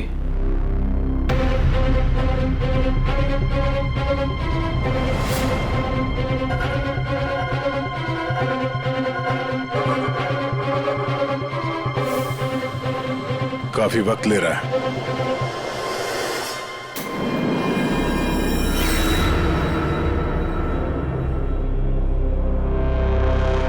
एक मिनट पॉज करो। ये आदमी कौन है?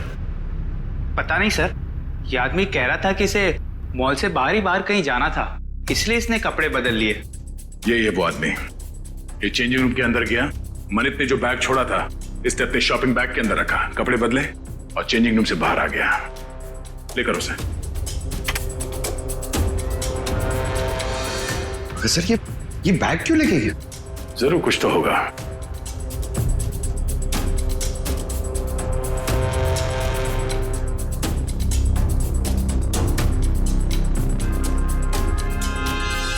एक गलती कर दी इसने, पेमेंट कार्ड से कर दिया। ये सब कैसे हो गया? किसने मारा मेरे दामाद को? प्लीज आप लोग शांत हो जाइए। हम बहुत जल्द खूनी का पता लगा लेंगे। सर खूनी को ढूंढने से अब क्या फायदा? हमारी बेटी जिया की जिंदगी तो बर्बाद हो गई। देखिए, मरने वालों को तो कोई वापस नहीं ला सकता, लेकिन हम लोग मनित के खूनी को जरूर सजा दिलवाएंगे। वैसे जिया कहाँ है? जिया क्यों नहीं आई? सर वो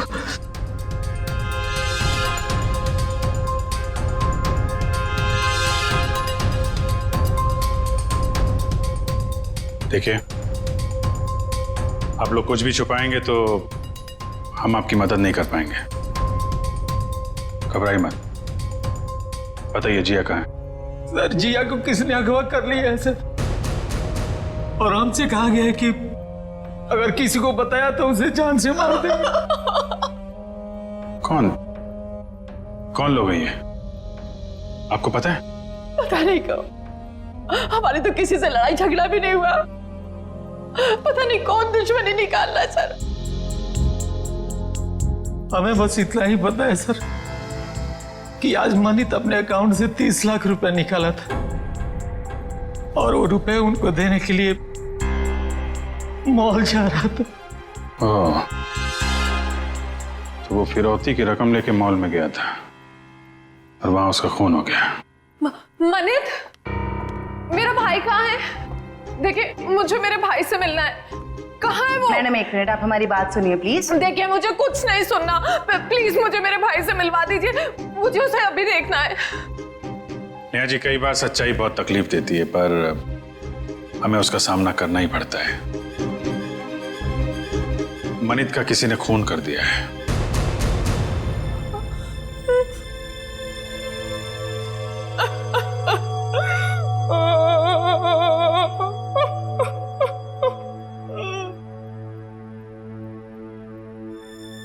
मैं जानती हूँ मेरे भाई को किसने मारा है। तुम जानती हो किसने? यही है वो लोग। जब से इनकी बेटी मेरे भाई की जिंदगी में आई है ना, मेरे भाई की किस्मत बर्बाद हो गई, और आखिर में वो मेरे भाई को भी खा गए। नहीं बेटा नहीं।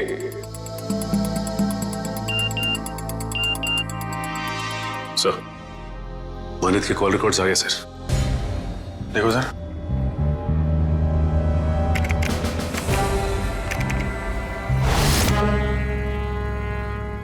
मनित को इस 1147766434 और आज सुबह भी फोन आया था। अच्छा, पता करो किसका नंबर है, डिटेल्स निकालो जरा।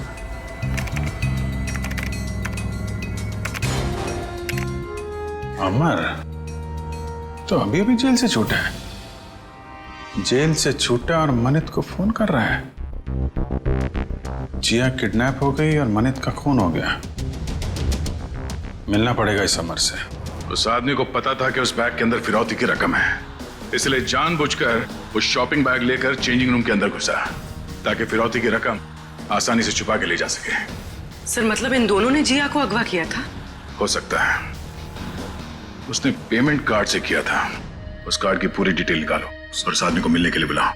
और हाँ, उसे पता नहीं चलना चाहिए किस लिए बुलाया। सर मतलब मनित को इन लोगों ने यहाँ पर बुलाया था? हाँ, पर एक बात समझ में नहीं आई। मनित इतना सारा पैसा लेकर मॉल के अंदर घुसा, उसका बैग स्कैन तो हुआ होगा। पंकज, जरा पता करो किसी ने इस बात की पूछताछ क्यों नहीं की। सर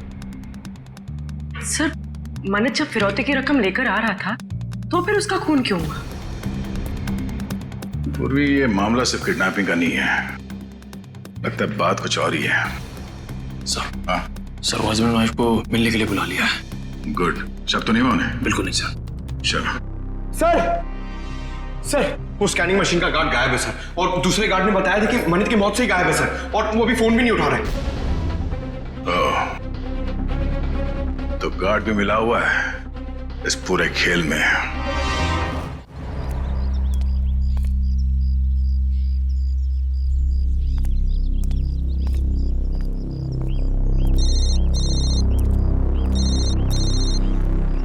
हेलो, जिस जगह तुमने मुझे बुलाया था मैं वहां पहुंच गया हूं। क्या जानते हो मेरे बारे में तुम्हें? अरे यार थोड़ा सब्र करना यार। कहाँ हो तुम? अरे पीछे मुड़ना यार। क्या?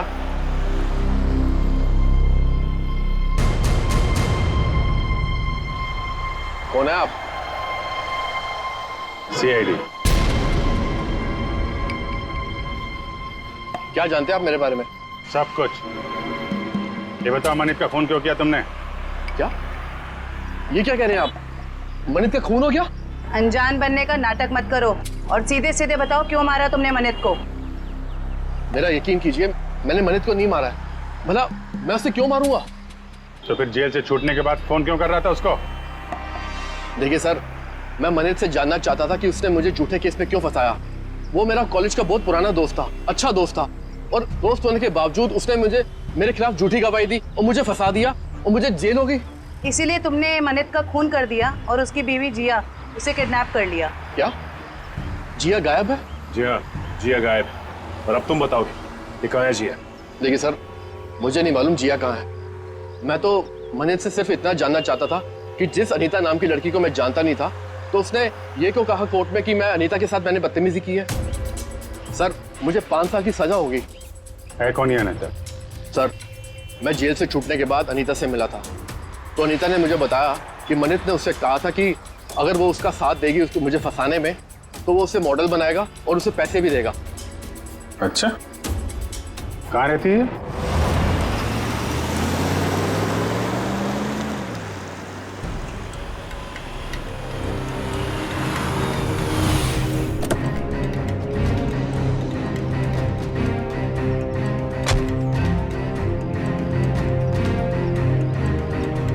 देखो, हम लोग यहाँ आ गए, अब तुम भी बाहर आ जाओ और बॉल की सारी सीसीटीवी फुटेज की सीडी हमें दे दो।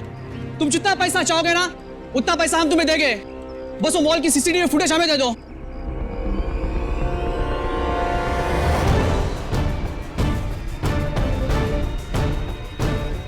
सीआईडी।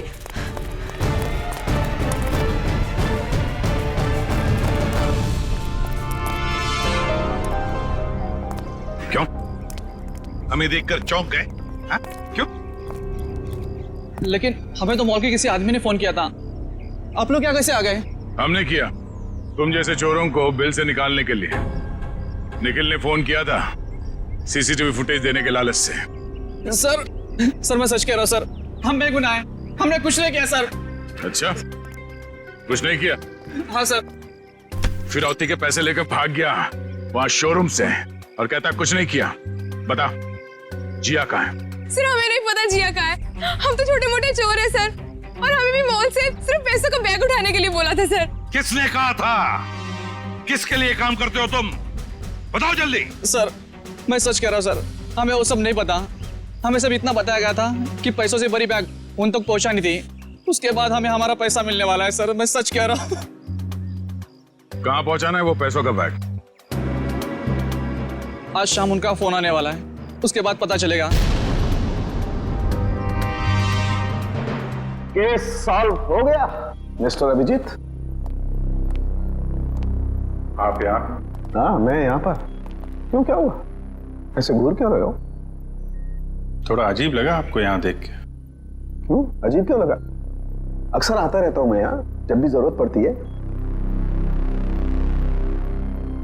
हाँ, मगर अभिजीत, सालुखे ने हमेशा अपनी ड्यूटी को ज्यादा महत्व दिया है बजाय अपनी भावनाओं के। मनित की मौत के बारे में खास जानकारी देनी थी। आप लोगों ने तो जरूरी नहीं समझा जानकारी हासिल करना। जरूरत थी नहीं डॉक्टर साहब। दूसरी बात यह है कि हम खूनी के बहुत करीब हैं। लेकिन की भी गुंजाइश नहीं है। पर कुछ ही देर की बात है, वो आदमी पकड़ा जाएगा जिसने जिया को किडनैप किया है और मनित को गोली मारी है। गोली? अभी तक अटके हुए उस गोली वाली थ्योरी पर दोस्त। हाँ, क्यों, क्या हुआ? वही जो हमेशा से होता है। फॉरेंसिक के बिना सीआईडी कोई केस कभी सॉल्व नहीं कर सकती है, इस बार भी नहीं। एक मिनट डॉक्टर साहब, आप कहना क्या चाहते हैं? मैं कहना ये चाहता हूं सचिन कि मनित की मौत गोली लगने की वजह से नहीं हुई। उसकी मौत हुई है पेसमेकर की वजह से। गोली की वजह से नहीं? ना, पेसमेकर की वजह से। जानते हो ना, पेसमेकर जो इंसान के दिल या उसके पेट में लगा होता है ताकि उस इंसान का दिल सामान्य रूप से धड़कता रहे, उसकी धड़कनें सामान्य रहे। और ऐसे इंसान को कभी भी मेटल डिटेक्टर या किसी भी रेडिएशन वाली डिवाइस से गुजर करके नहीं जाना होता है, क्योंकि ऐसी डिवाइसेस की रेडिएशंस उसके पेसमेकर को नुकसान पहुंचा सकते हैं। उसके पेसमेकर में हाइड्रोजन बनने लगती है जिसकी वजह से वो टूट सकता है। ये देखो, मनित के साथ भी ऐसा ही हुआ है। इसके दिल में लगा हुआ एक पेसमेकर फट गया और उसके फटने की वजह से इसकी मौत हो गई। लेकिन सर, मनित का घाव तो बिल्कुल गोली के घाव जैसा ही है। अधिकतर ये पेसमेकर जब फटता है तो छोटे छोटे टुकड़ों में फटता है और इसकी वजह से उसके दिल के आसपास बहुत छोटे छोटे जख्म हो जाते हैं, छोटे छोटे घाव। लेकिन किसी खास वजह से ये पेसमेकर एक साथ फूटा और बाहर निकला, उसकी वजह से गोली जैसा घाव बन गया है। अच्छा डॉक्टर साहब, किसी तेज रेडिएशन वाले स्कैनर या फिर मेटल डिटेक्टर से गुजरने के कितनी देर बाद ऐसे इंसान की मौत हो सकती है? 2 से 3 मिनट बस।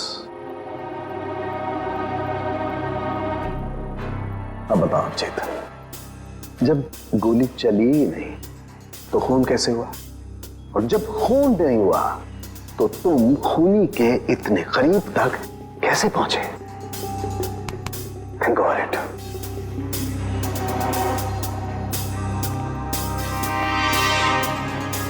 खून तो हुआ है डॉक्टर साहब, और खूनी भी पकड़ा जाएगा। शोरूम का स्कैनर चेक करना पड़ेगा।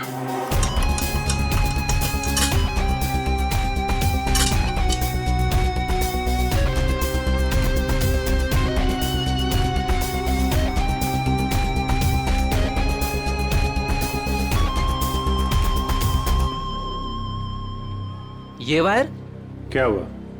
सर, ये वायर तो इस मशीन में एक्स्ट्रा लगाया गया है। इस वायर से तो इस मशीन का रेडिएशन बढ़ जाता है। अच्छा जी। मशीन उठा।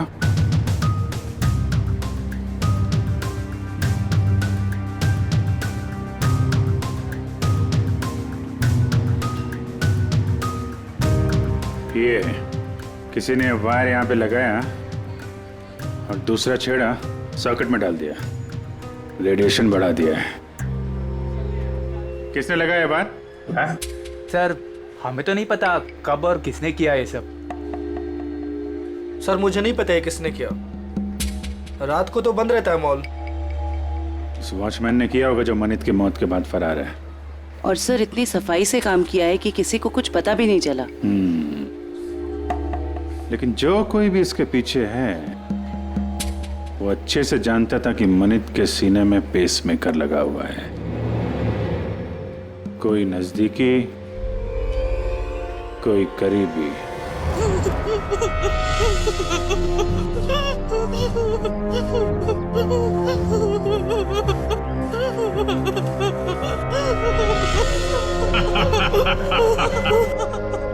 अरे जितना रोना है रो ले, क्योंकि ऊपर जाके हंसने रोने मिलेगा कि नहीं मिलेगा पता नहीं। तुम्हें भाई बॉस जिया को क्यों मारना चाहता है?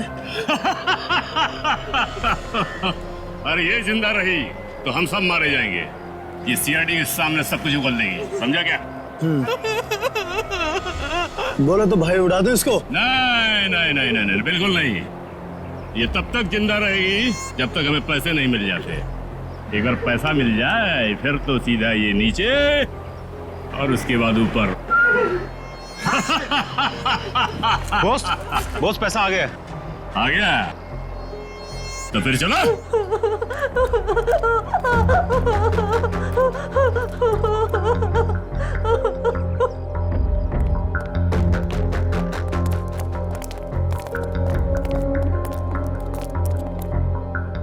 ले आए पैसे? हाँ, ले आए पैसे, लीजिए। पूरे है ना? हाँ हाँ पूरे है। अगर यकीन ना आता हो तो एक बार गिन के देख लीजिए।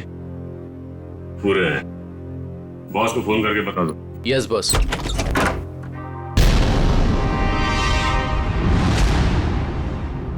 जो भी बताना है ब्यूरो चलकर बताओ। गिरफ्तार तूने बताया ना इन्हें? कोई हमें बताता नहीं है, हम खुद पहुंच जाते हैं, समझे? उठाओ इन्हें।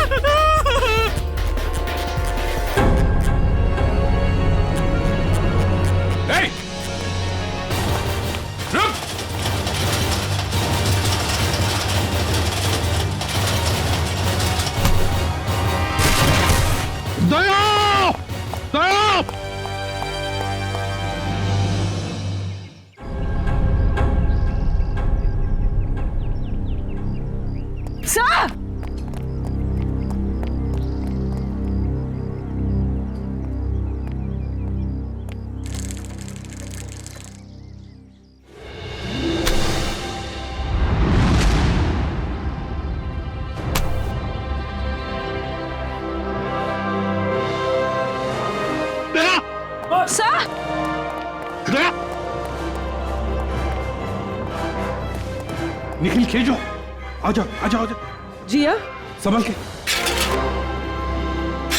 देख संभल के। सर वो आदमी भाग गया सर। भाग के जाएगा कहाँ? कहाँ जाएगा? जिया जिया इसे जल्दी से हॉस्पिटल ले चलो।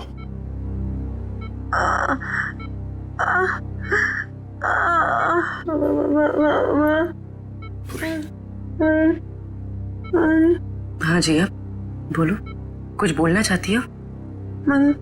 मनित को बुलाइए। मनित कहाँ है? सर मनित को पूछ रही है।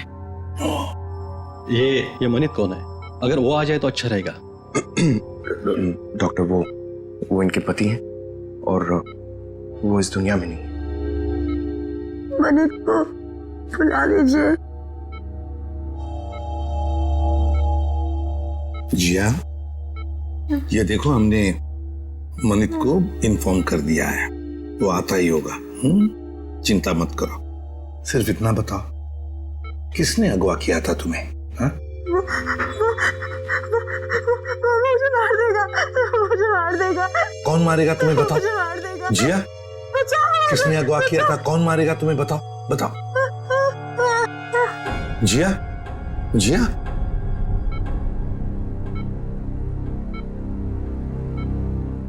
फिर से बेहोश हो गई है।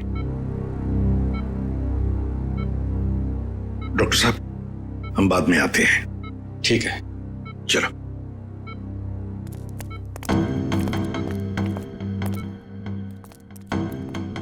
इशिता, कड़ी नजर रखो, अंदर किसी को भी जाने मत देना, किसी को मिलने भी मत देना। Yes sir. मैं मनित के बहकावे में आ गई थी। उसने कहा था वो मुझे बॉलीवुड की बहुत बड़ी हीरोइन बना देगा, पर उसने सिर्फ झूठ बोला था। मतलब अमर निर्दोष था? हाँ मैडम, वो निर्दोष है। वो निर्दोष है। किस को बताऊं कि वो निर्दोष है? क्यों? कोई और भी आया था क्या यहाँ पूछताछ करने? हाँ सर, अमर और एक औरत आई थी। कौन औरत? मुझे नहीं पता सर कौन थी वो। उसका चेहरा ढका हुआ था। 2 दिन पहले आई थी वो। अच्छा,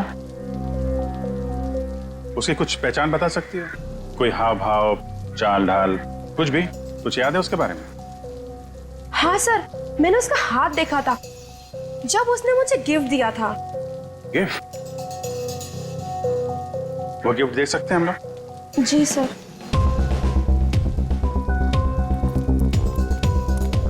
आखिर ये औरत हो कौन सकती है?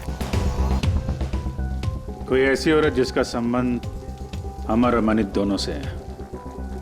पता चल जाएगा अभी। सर ये लीजिए।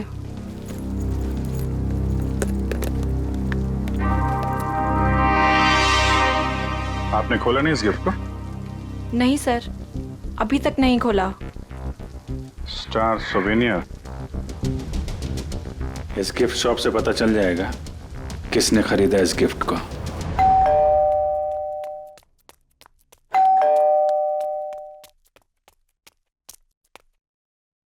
शिखा,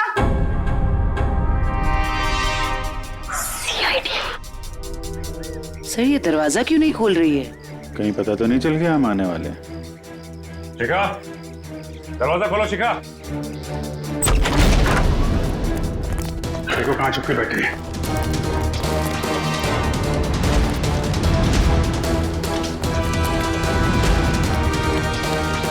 रुक जाओ वरना गोली मार दूंगी मैं। सब मैंने कुछ नहीं किया है। सब प्लीज मुझे छोड़ दीजिए। सच्ची मैंने कुछ नहीं किया है। पहले ये बताओ कि मनित को क्यों मारा? जिया को अगवा क्यों किया? मैंने ये सब नहीं किया। सच्ची मैंने तो सिर्फ उसका साथ दिया है। किसका?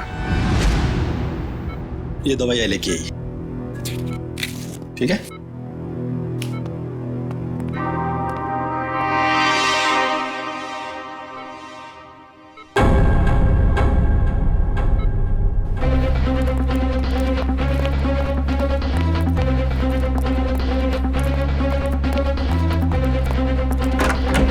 जिया? अरे ये जिया कहाँ है? कहीं उसे किसी चेकअप वेकअप के लिए लेके तो नहीं गए? इशिता, जिया कहाँ है? सर जब मैं इसकी दवा लेने गई तो सो रही थी। तुम उसे छोड़कर गई क्यों? ढूंढो उसे।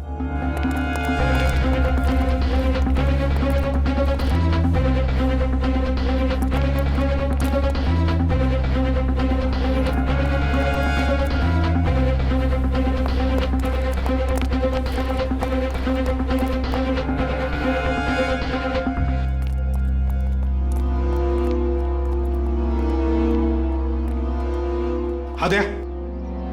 नहीं सर। गई कहां? सर हो रही। रुक जाने तो गोली चलाऊंगा।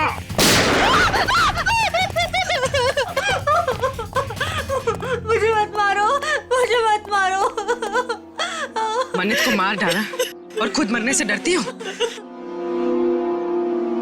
बताओ क्यों साजिश रची तुमने मनित को मारने की? इतना सारा नाटक क्यों किया? बताओ।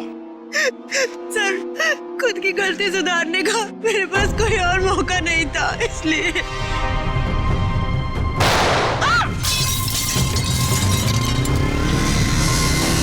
पकड़ो उसे।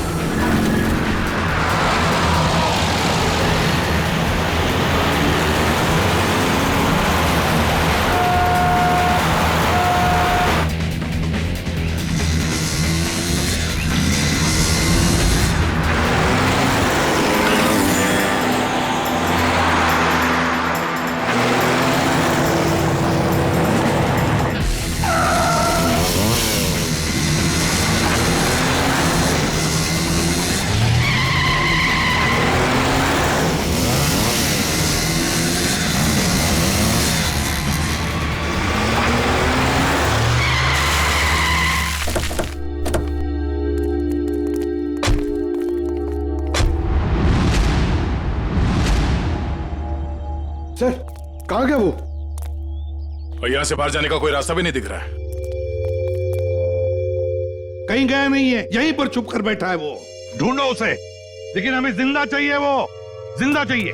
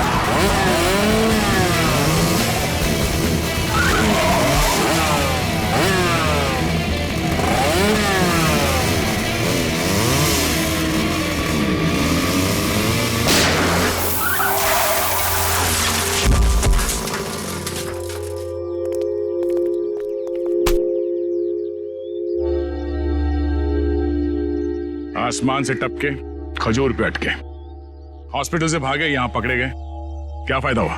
हाँ?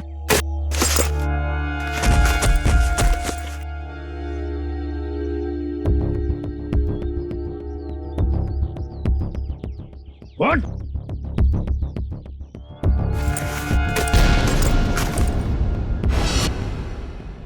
मैं मनित का चचेरा भाई। संदीप, तुम बताओ, क्यों मारा तुमने मनित को? क्यों मारा? सर, मनित से शादी करने के बाद मुझे पता चला कि वो अच्छा आदमी नहीं था और मैं अमर से प्यार करती थी। मनित ने अमर को झूठे इल्जामों में फंसाकर जेल भिजवा दिया और मुझे उसके खिलाफ भड़काकर मुझसे शादी कर ली सर। और फिर जब अमर ने जेल से छूटकर तुम्हें सच्चाई बताई तो तुमने मनित को मारने का प्लान बना लिया। हाँ, और फिर मैंने मनित को मारने के लिए इसकी मदद ली, लेकिन फिरौती के 30 लाख रुपए देखकर इसकी भी नियत बदल गई और ये मेरी जान लेने पे उतारू हो गया सर। अमर के साथ जिंदगी गुजारनी थी ना, हाँ? इसलिए तुमने इसकी, संदीप की मदद ली और अपने पति मनित को मार दिया। जेल की सलाखों के पीछे तुम दोनों एक साथ जिंदगी गुजारोगे, शायद फांसी भी होगी तुम्हें। इस तरह के और भी एपिसोड देखने के लिए हमारे चैनल को सब्सक्राइब करें और बेल आइकन दबाना ना भूलें।